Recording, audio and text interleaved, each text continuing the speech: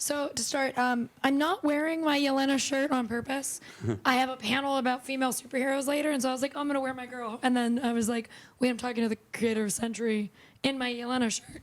So I wanted to ask you, people have been wanting to see Sentry for a long time in the Marvel movies. He obviously made his appearance in Thunderbolts. How's it been for you getting to see the love that people have for this character after all of this time? Yeah, it's fantastic. First of all, I should point out, if you're a Yelena fan, that the first appearance of Yelena Belova was actually in Humans by myself and Jay Lee. So that's kind of cool connection. Although we did not create her, just to be very clear. It's one of the most gratifying parts of my life that I am approached and written to on a daily basis by people who are struggling with mental health issues and who say to me, thank you for creating my character, the one that I care about. There's a lovely community of Sentry fans on X called, I think it's called the Sentry community. And they reached out to me, and so I joined their community, and they love Bob. They write about Bob, and they see themselves in this guy. And I think the way that the film presented it and the way that I've always presented it is it's not really the Sentry. It's not really the Void. They are really interesting parts of Bob, but it's all about Bob.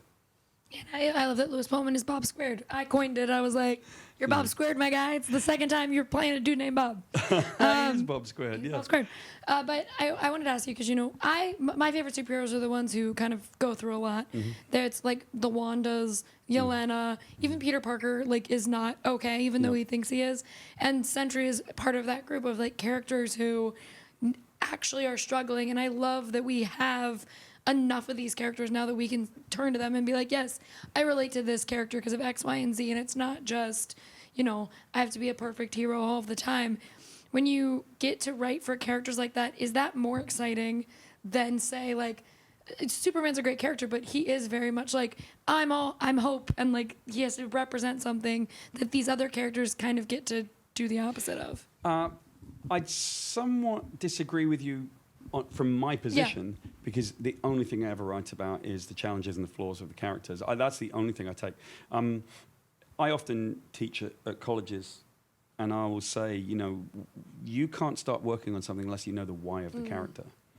And so if you take somebody like Spider-Man, the way that I wrote him for 6 years, and the way I wrote him was that he was a guy, if he wasn't Spider-Man, he would have been a teacher. That built-in heroism that he has is he's kind of like the guy who wakes up and he's got the flu and he drives 2 hours to work and he's late and his boss yells at him and he feels sick all day. He comes back 2 more hours in traffic. His wife's gone out. His kids are in bed. Dinner's in the cat, and he logs around, goes to bed and wakes up and does it all over again, because the heroism of being a parent or a teacher is in our everyday lives. But none of us have walked around punching people dressed in spandex. So that's who you write. And that is true of every single one of these, whether it's Iron Man, whether it's the X-Men. You're trying to write about human beings and then translate them with the really cool, interesting stuff. So all of them are flawed. All of them are human. And that's probably where I made my name, was to show that. I love comics and storylines in comics that do show that more. Demon in the Bottle is one of my favorite comic runs, just because it shows that Tony Stark isn't okay all of the time. And for you, do you have a favorite run that you got to work on where you just got to kind of explore one particular flaw of a character that you maybe didn't think they would allow you to do, or something like that? Yeah, but I just want you to know that it might run the risk of making you cry, that's all. Great. I love crying. Good. Yes, I wrote 5 or 6 issues of Captain America. I was asked to, because I come from a military family. We lost a lot of people in combat. My great-grandfathers are buried in different parts of the world because they died in the First World War.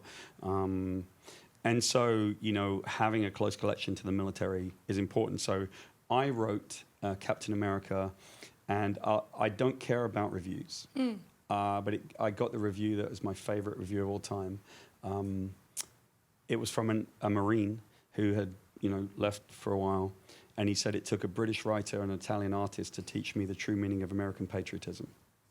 So the story that I think is most prevalent in all of those is that I was asked to write a book called Mythos, and it was all about the origin of Captain America mixing with the film version, but we had to do a unique take. So if you think about it, he was born in the 20s in the Depression. He never knew his father. And the thing I put forward was that he joined up because he wanted to be in his father's regiment. He actually joined the 17th Infantry.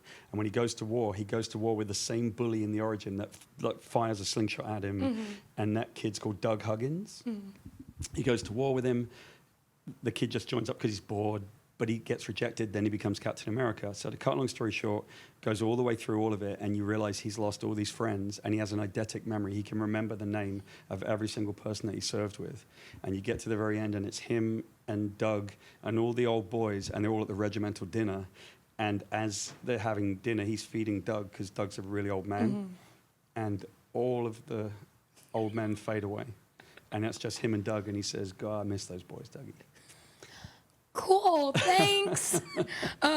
Well, that's Sorry. We're ending it on me being emotional because that's our time. But I just want to say that I love Sentry. Thank you. Obviously, you wrote for my girl too. Like I love all these characters, and so thank you so much for talking with me. I really appreciate it. Thanks.